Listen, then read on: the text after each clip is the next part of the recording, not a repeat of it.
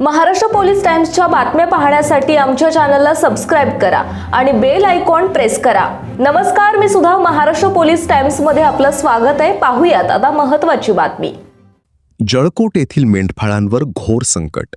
आपल्या कळपातील पिलांना एका शेतकऱ्याच्या शेडमध्ये ठेवून मेंढ्या चारण्यासाठी शिवारात गेले असता मागे ठेवलेल्या पिलांना शिवारातील लांडग्यांनी एकूण 63 पिलांच्या नरडीचा घोट घेतल्याची घटना जळकोट शिवारातील शेतात घडली असून या घटनेमुळे जळकोट येथील मेंढपाळांचे फार मोठे नुकसान झाले असून शेतकऱ्यांतून हळहळ व्यक्त होत आहे।